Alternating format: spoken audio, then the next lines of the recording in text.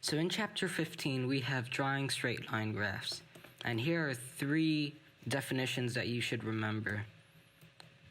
The first one is a coordinate. Points on a graph in the form of x and y, where x is a value on the x-axis and y is the value on the y-axis. Here's the coordinate, -2, -4. Next is a Cartesian plane, the place where coordinates are plotted. It's named after its inventor, René Descartes. And finally, we have the 4 quadrants, the 4 sectors that are created by the x and y axis. So how do you draw a graph? So given that we have an equation in the form of y equals mx plus c, it will always give us a straight line graph. So for example, we have y equals x plus 3. Step 1 is to make a table of values where x at top and y on the bottom. These are 2 must-have values. X is equal to 0 and y is equal to 0. So when x is equal to 0, y is equal to 3. And when y is equal to 0, x equals to -3. Next, we plot the points on the graph. Those 2 points here, that is 0, 3, and 0, -3 right there. So next up is to draw a line through the coordinate points. Make sure you draw the line so that it extends over the graph to indicate that the graph is infinite. Next up, we have the equation y equals mx plus c. First of all, for m right here, what does m stand for? Well, m is the slope of a line. It is also called the gradient.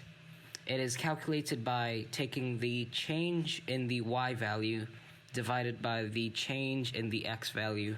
For example, the gradient of this slope here would be 2. Then, of course, m in y equals mx plus c is the gradient. Next up, what is c in y equals mx plus c? So when x is equal to 0, as we had back then y would equal to c. Therefore, c is the value on the y-axis, where the line passes through the y-axis. It is also called the y-intercept. M is the gradient and c is the y-intercept. We have some examples here. Y equals 4x plus 1. So that means m is equal to 4 and c is equal to 1. We have here x plus 3, m is equal to 1, and c is equal to 3. More about straight lines graph, chapter 15.3 is what we're learning today. First, we'll go with the example. Find the gradient and y-intercept of an equation y equal minus 2x plus 3. The gradient here will be minus 2 and the y-intercept will be 3. If we add 2x both sides of the equation, we'll get 2x plus y equals 3 or y plus 2x equals 3. Then if we minus or subtract 3 on both sides of the equation, we'll get y plus 2x minus 3 equals 0. From all those 3 equations, we can conclude that there are more than a way to write an equation. Moving on with example 4, the equation of the graph is 3x plus 4y equals 24. A. Find the gradient of the line. For finding the gradient of the line, we first need to make the equation back to the original form, y equals mx plus c. So here we subtract 3x from both sides. We'll get 4y equals minus 3x plus 24. Then we divide both sides by 4. Y equals minus 3 over 4 x plus 6. So the gradient here we can get that is minus 3 over 4. And the y-intercept is 0, 6. We can conclude that from the equation above. You know that 0, 6 is on the line. So to find the another point, substitute y equals 0 into the original equation. We'll get 3x plus 0 equals 24, 3x equals 24, and x equals 8. So the point 8, 0 is also shown on the line. Draw the line by joining 0, 6, and 8, 0. Chapter 15.4 Solving Equations Graphically. So, what is solving equations graphically? Simply, it is using the given graph to solve the equation using the formula y equals mx plus c. A. 0.73x minus 1.15 equals 0. So, according to the formula y equals mx plus c, we can see that y equals 0. Therefore, we need to find where it crosses the x-axis, and the line crosses right here where the arrow points. And we can infer from it that x is roughly around 1.6, so we can say that x equals 1.6 when y equals 0. Plus, you don't have to worry too much about the accuracy because you can correct the answer up to 1 decimal place. B. 2.45 minus 1.37x equals 3. We can see that y equals 3, so we will find where the line crosses the line y equals 3, which is right here. From that, we can see that directly below it, the value of x is about minus 0.4. For that reason, we can say that when y equals 3, x will be equal to minus 0.4. In this part of video, we will talk about parallel lines. As you can see from the picture, the line with equation y equals 4x plus 3 has the gradient of 4. So any line parallel to it will have the gradient of 4. The line with equation y equals 4x minus 7 is parallel to the line with equation y equals 4x plus 3. Both has the same gradient of 4, so they are parallel. To find the equation of the line parallel to y equal to x that pass through the coordinate 1.5 minus 3, first the line will have the equation y equal to x plus c. C is an unknown number. Then substitute the coordinate into the equation. We will have minus 6 equal 3 multiplied 2 plus c. And then minus 6 equals 6 plus c.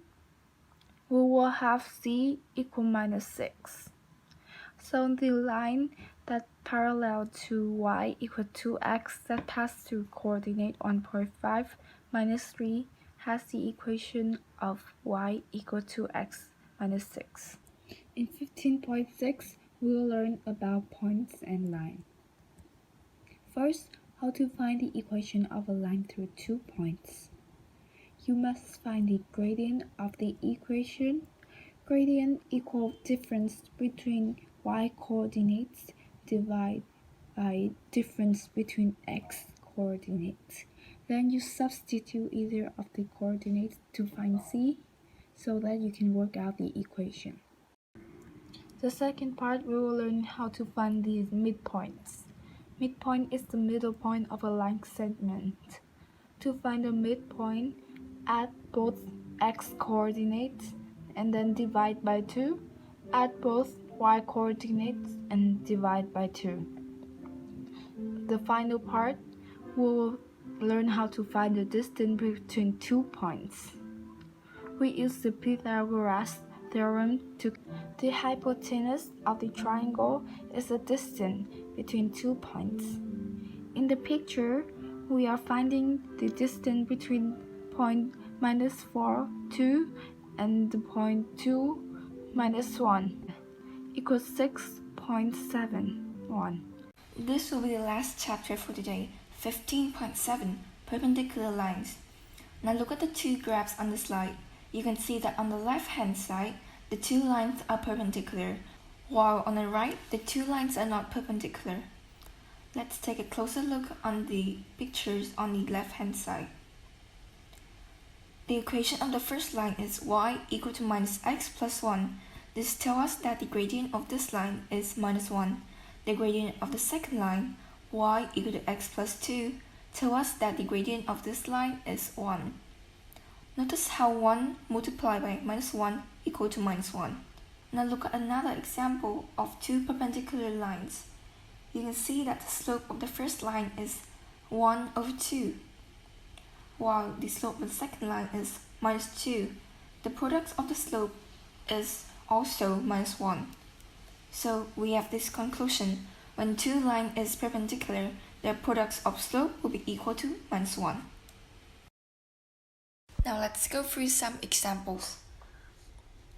So we will do 3b over here, which is work out the gradient of a line that is perpendicular to y equal to 1 over 2x minus 15. Now we know that the slopes products is equal to minus 1, so 1 over 2 times a number, let's say it's a, will be equal to minus 1. Now a will be equal to minus 1 divided by 1 over 2, which is minus 1 times 2, and it's minus 2. So the gradient of the second line will be minus 2. And if we have to write the whole line, this will be y equal to minus 2 times something, let's say times x, and then plus something, or it could be 0, but I would like to plus something, let's say about 1.